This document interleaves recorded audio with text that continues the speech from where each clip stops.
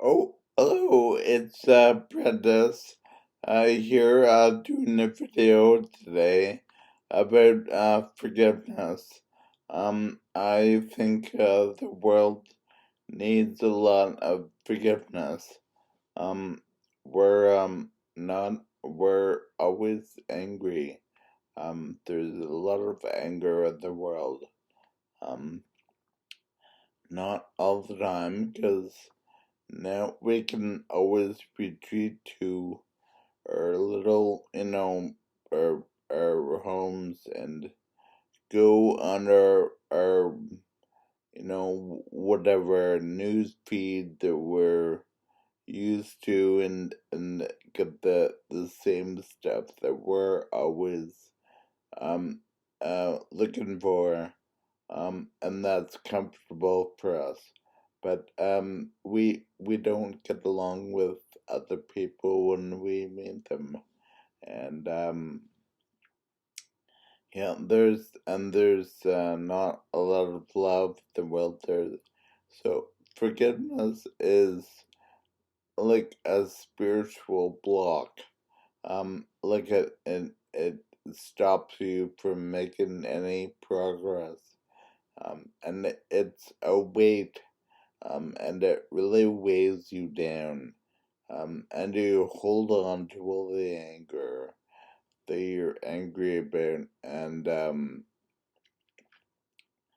so forgiveness is about letting go of the anger, and it's not about um uh, uh letting go, and a lot of people are scared and think it's, if I forgive, I'll turn into a, people are just gonna walk all over me, and I'll be less, strong, and I've gotta hold on to what I'm angry about, because that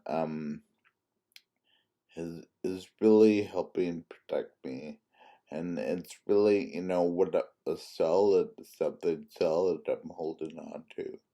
But actually letting go of the anger doesn't make you weaker, it makes you stronger.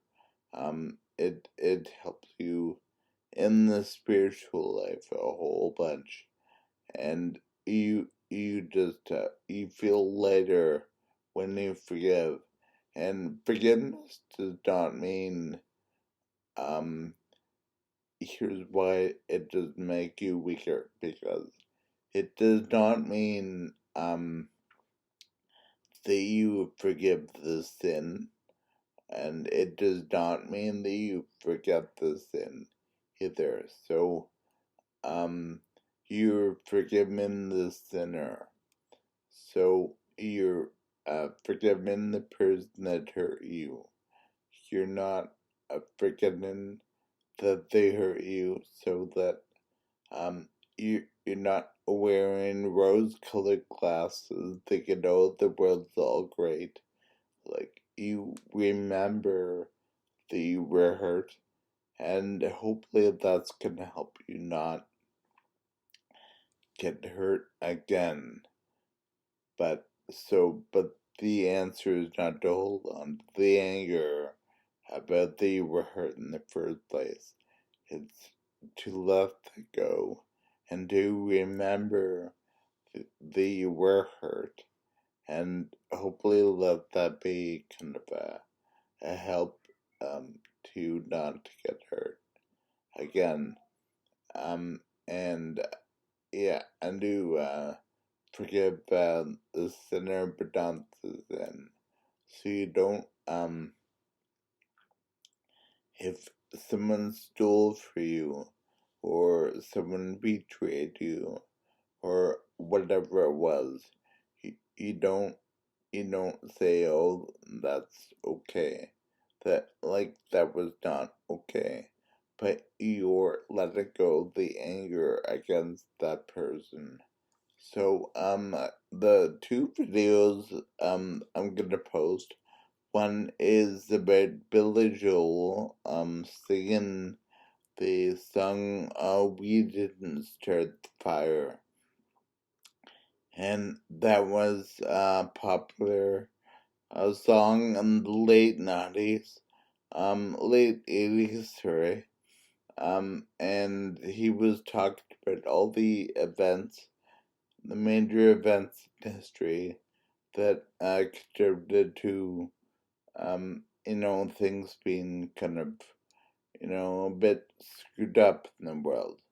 Um, they they were really not that screwed up in the late 80s, and so looking back now on the turmoil the world's in, and we're kind of looking back and say, no, isn't that quaint? These people in the 80s were all upset.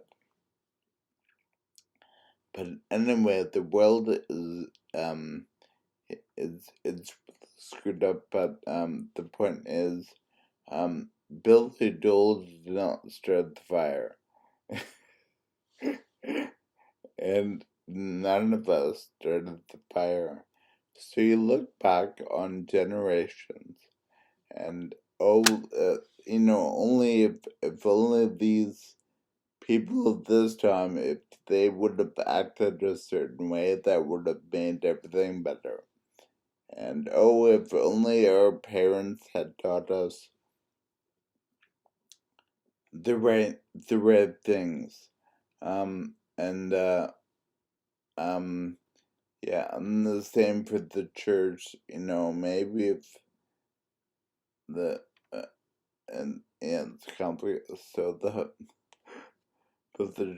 there's a lot of things you look back on and say, oh yeah, this was the start of everything falling down, and all of I blame that guy, and then I blame him, but look back, there's always a cause of that. There's always stuff that went before, either their philosophies or whatever, and so is saying, oh, if only we could go back to before this Karl Marx or whatever, and that was the start of all the evil. But I mean, there was a lot of stuff that influenced.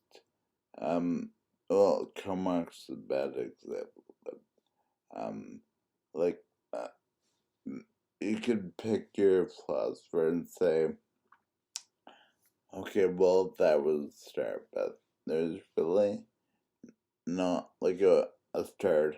So you could like go back all the way. You could say, oh, if we only lived like in Jesus' time, that was everything was good then. But in Jesus' time too, there was a lot of sin. So you could like go back in time. So the only time that was totally perfect was the Garden of Eden. So it was Adam and Eve. So the guy who screwed that up was the talking snake. So if you're gonna blame someone, you blame the talking snake, and I'd say that that'd be the one person, I guess. But I would say don't even blame the snake. He's being a snake, and that's what stinks do. And if you don't blame him, that is really gonna piss him off. Because Sid loves anger. But if you just say there's no one to blame, just I'm not gonna blame anyone, and that's why the second one I posted is Howard Jones doing No One Ever Is to Blame. And that was a song that was popular in the late 80s. You can kind of see like when I grew up. so that no one ever is to blame. And I think that would make the world a lot better place. So, okay, thanks, guys. And I'll see you. Hopefully, I'll do one tomorrow. I'm not, though. But so, yeah, so I'll just say Merry Christmas now. And, yeah, and, happy. And, yeah, I'm sure I'll do one after, before the New Year. So, Merry Christmas, and okay, God bless. All right, bye.